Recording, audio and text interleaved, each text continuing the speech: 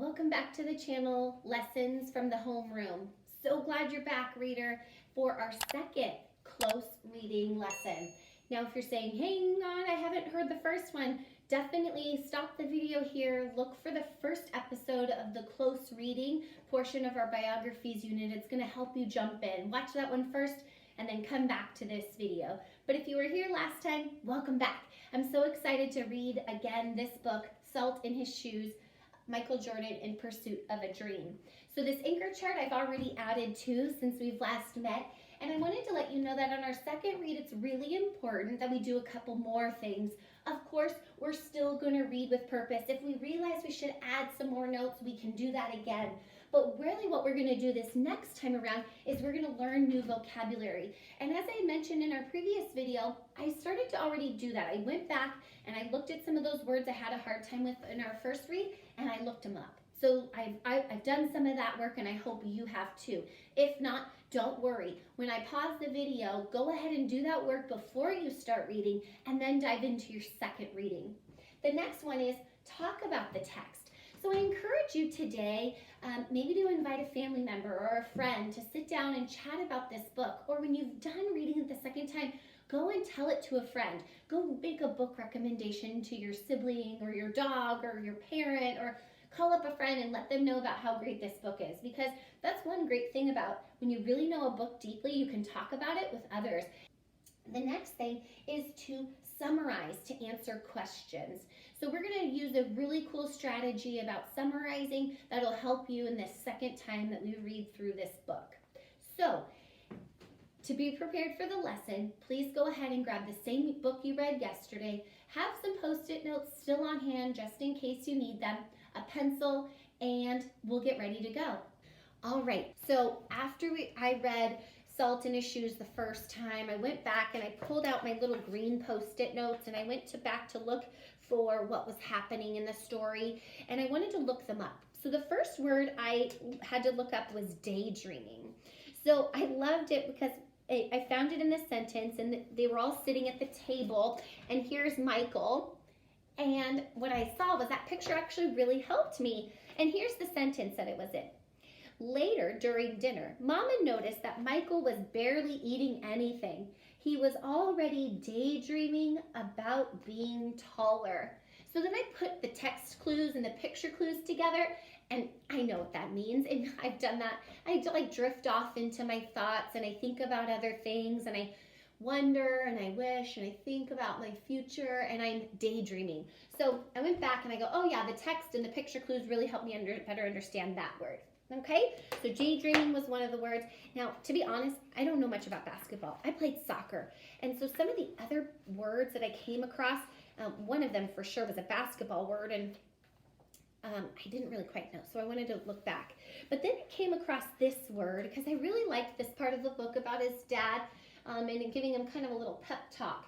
And I looked back and I was thinking, okay, this is when the dad was talking, and this is the sentence that I found a word that was a little tricky. I had to really break down the word to sound it out.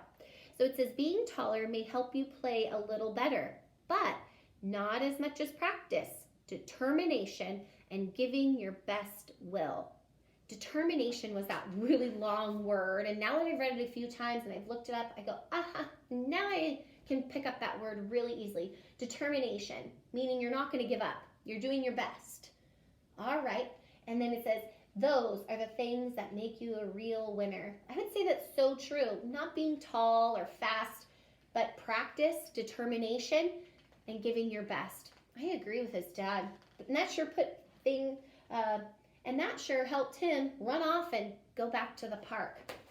And then while they were at the park was my final word that I struggled with. Here it is. It was on this page right here, and my other note was Michael got the chance to play, and he got the game-winning points. The word is, now that I know, opponents. Here's the sentence.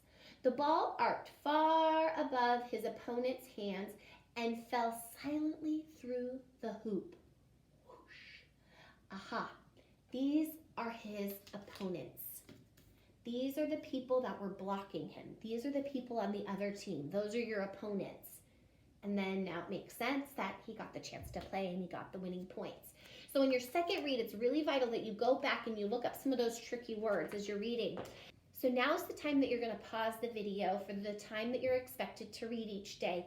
When you come back, I'm going to coach you through how to write a summary of the story or the section that you have been reading. Now, we will have work to do when you come back. So when you come back to the video, you might want to grab a piece of paper and a pen to be able to work together at writing a summary.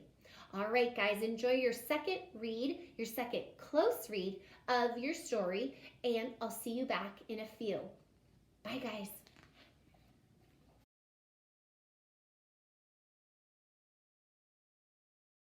All right, readers, welcome back. As you can see, our poster has changed and we're going to talk about summary because in your second round of a close read, you should really know now the vocabulary. Some of those tricky words should have come out more fluently, and you pulled out a little bit more from the story each and every time. Maybe a specific new word popped out at you, or now the confidence of knowing all those tricky words helped you better understand the story. Usually each time you read, not only do you become more fluent, meaning the flow is better, your intonation of character's voice is also better, and the understanding of all of the details is better too. So that's why on your second close read, you're going to be able to summarize the story. All right, so the strategy that I have is a 5-point to a great summary. Somebody wanted, but so then. Say it with me. Somebody wanted, but so then. In our story, we know that it's about somebody, and that's Michael Jordan. So what did Michael Jordan want? Michael Jordan wanted to be taller. He wanted to be taller so he could beat his opponent, using those vocab words, beat the opponent Mark and win the basketball game. But he was one of the smallest kids in the park. He was the younger brother. So Michael Jordan wanted to be taller to beat his opponent and win the games, but Michael Jordan was the youngest brother playing on the court. So he told his mom, and his mom thought of an idea that might work. She said to put salt in his shoes. Well, it didn't really work right away. So Michael decided that he was going to practice and practice and practice. He wasn't going to go to the park anymore. He was going to practice on his own. And even though he didn't grow right away, his dad had a really good talk with him. And it put some excitement back into him. Then what happened, guys? Think about that. Then Michael one day went back to the park after all of his practice, and he got in. The game was tied, and sure enough, Michael got the basket, gave it a big shot, and he won the game-winning points. So we can summarize the story using this strategy. Michael Jordan wanted to be taller to beat his opponents at the park basketball games, but he was the smallest on the court because he was the youngest brother. So he told his mom, and his mom gave him this idea to put salt in his shoes. And then he practiced, and even though it didn't work, he got a wonderful pep talk from his father. Then Michael went back out to the court. After all of his practice and his determination to do good, it was the final moments of the game. Someone got hurt. He was the lucky one to come in, get the ball, whoosh, and it went right over his opponent's head, winning the game shot. And from there, that helped Michael succeed. So that made him grow to be the 6'6" basketball superstar. Now that we've read this book twice, we've created our Somebody Wanted But So Then summary. We know this book pretty well. And we know that because we could create that. And we know that because we've learned new vocabulary words. And we know that because the second time we read it more fluently. We read it to better understand. So that's the powerful work of close reading.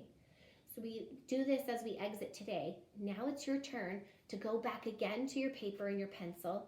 Feel free to draw out this hand to help you remember. Somebody wanted, but so then. Write out a 5-point summary of your person. Remember, these nonfiction books are written to inform us about a specific person. And we sure know now a lot about Michael Jordan. We know about his characteristics of being confident, his characteristics of being determined. He definitely loves to take on challenges. Never let him stop. And that surely helped him become a very famous basketball player.